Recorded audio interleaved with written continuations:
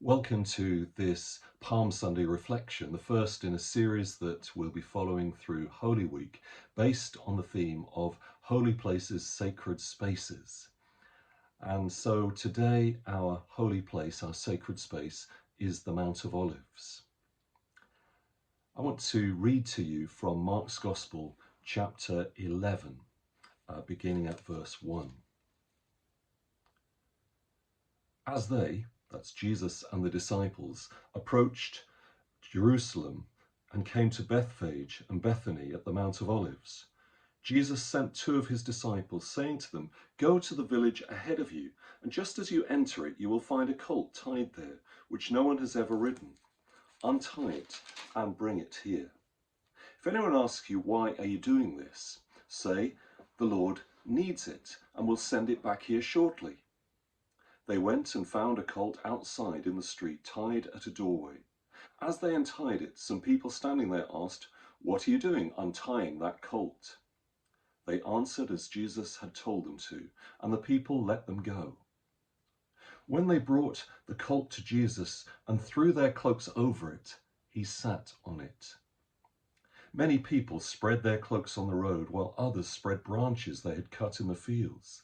Those who went ahead and those who followed shouted, "Hosanna! Blessed is he who comes in the name of the Lord. Blessed is the coming kingdom of our father David. Hosanna in the highest heaven." Jesus entered Jerusalem and went into the temple courts. He looked around at everything, but since it was already late, he went out to Bethany with the 12.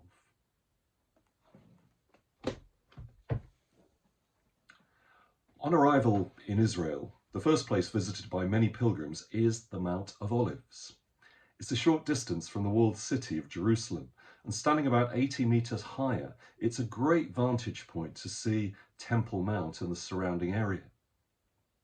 As you stand there, one can imagine walking in the footsteps of Jesus, or perhaps the hoofprints of the donkey that Jesus rode into the city. What does today's pilgrims see and do as they follow this journey of Jesus? First, they visit Paternoster Church. On the walls of the church and courtyard on many different plaques is inscribed the Lord's Prayer in many different languages, 140 plus at the latest count. Tradition holds that Jesus taught the Lord's Prayer to his disciples in a cave situated under the church. Leaving the church, one follows a few twists and turns down the road, steeply at some points, enjoying fine views across to the dome of the rock. Pilgrims stop at the church of Dominus Flevit for quiet reflection and maybe to share communion. The church is designed in the shape of a teardrop. This is said to be the place where, according to Luke's Gospel, Jesus wept over the city of Jerusalem. Continuing down the hill, one reaches the olive groves of Gethsemane and the site of the Church of All Nations. This church is said to be built on the place where Jesus prayed alone on the night of his arrest. After this, pilgrims cross the Kidron Valley and climb the hill to the Lion Gate into the walled city. The Mount of Olives, Paternoster Church, Dominus Flevit, Gethsemane, holy places, sacred spaces. Or are they? There are so many places in and around Jerusalem where Jesus is meant to have done this and said that. It's hard to be sure. And there's been a tendency to build churches over these places so they look nothing like they would have done in Jesus' day. I have colleagues in ministry who don't want to visit Israel, afraid that it will spoil the picture that they have in their mind's eye of how it was 2,000 years ago. They're fearful that they will find neither holy places nor sacred spaces. For me, it has been the reverse.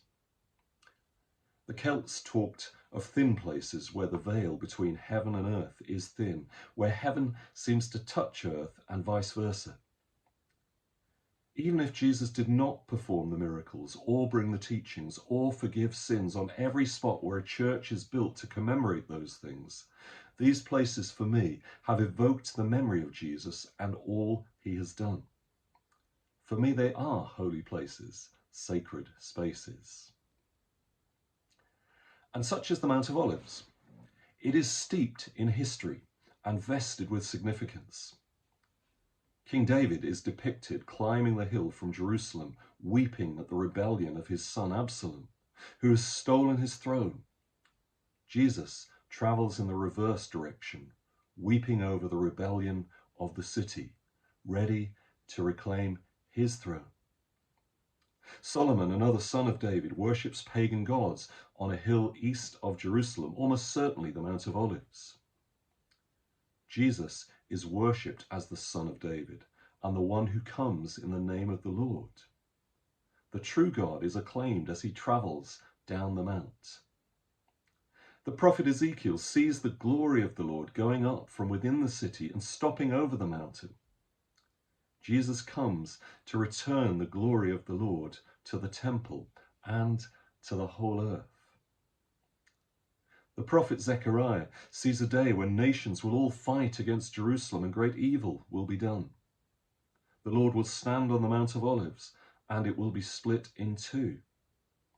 Jesus journeys into Jerusalem, and in a few days the veil of the temple will be split in two.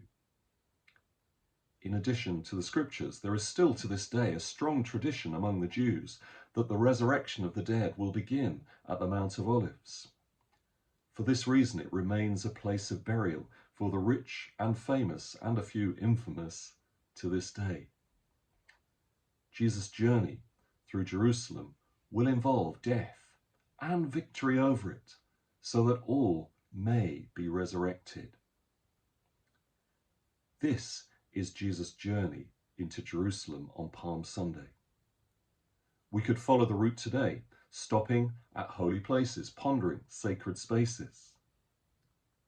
One part of his route would not be open to us. Jesus and his disciples came to Bethphage and Bethany on the other side of the Mount of Olives.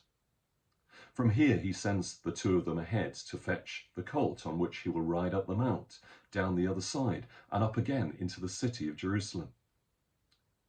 Today there is a wall near the top of the Mount of Olives, dividing Palestinian from Israeli territory.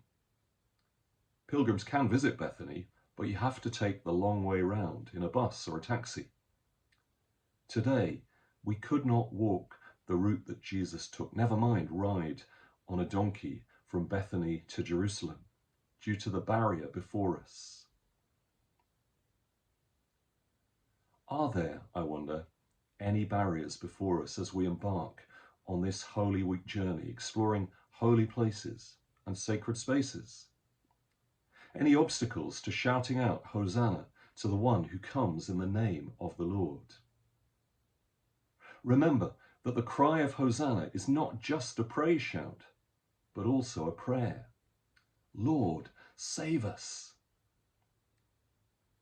May the Lord turn our prayers to his praise as he works in our lives.